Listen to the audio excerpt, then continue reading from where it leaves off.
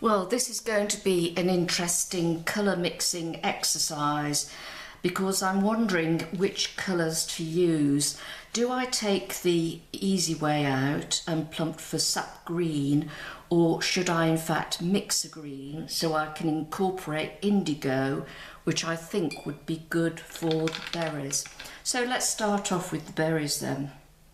Indigo. Well, I don't think there's going to be much argument about that. Definitely indigo.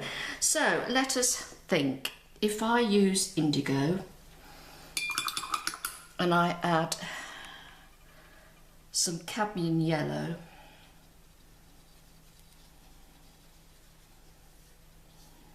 more indigo,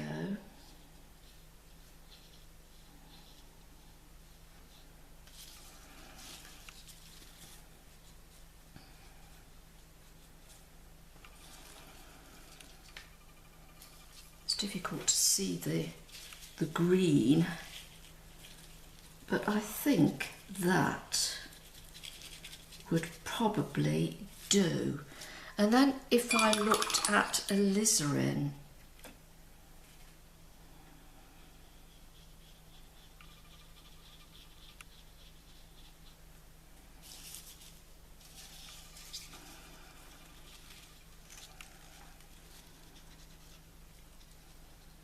I reckon with those three colours,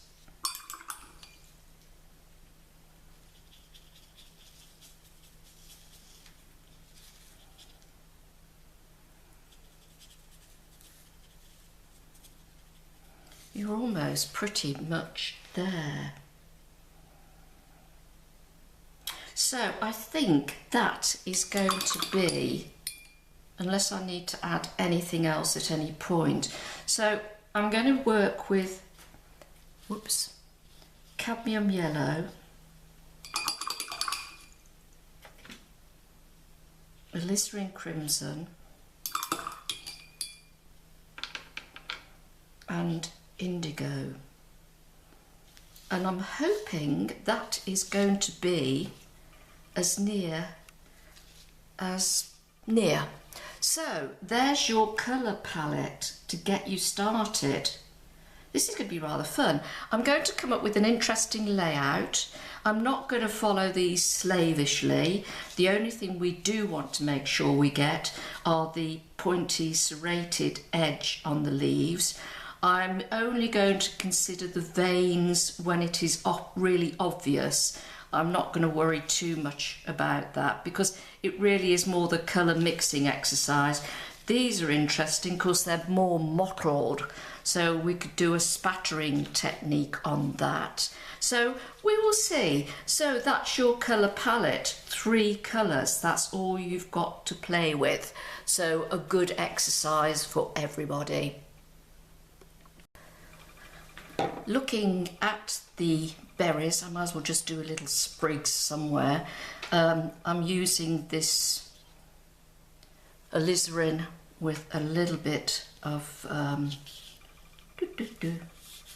with a little bit, no Bruno, allez.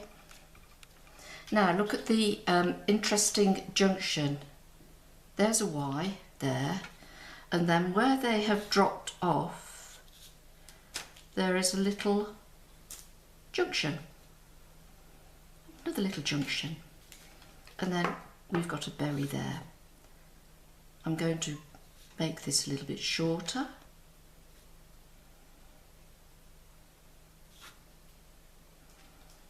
Because it fit in the paper. There's a little junction, one there. Little junction, one there. On there, and then I'm going to take a good chunk of indigo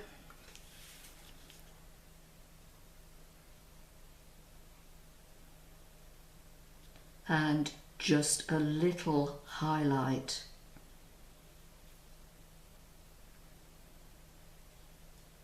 And just leaving a gap there and a little highlight.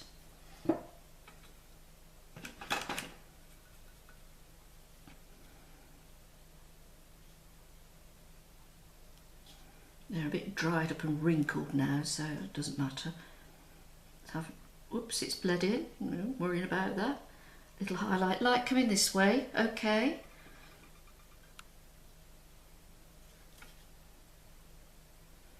And another little highlight. Drop more colour in. Make it more intense. And go back to the alizarin. Of course, we want more intense colour in this.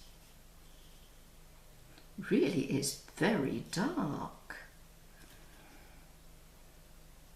Oh, we'll just leave that. But you see what I'm doing? I'm just dropping more colour in, but also I'm looking at the shape. Always look at the shape of things. So there you go. There you have. It's a little bit wonky there. Never mind. There you have the basis of this 3 colour palette, and we'll do a little arrangement just for fun, and then I'll look at other autumn colours.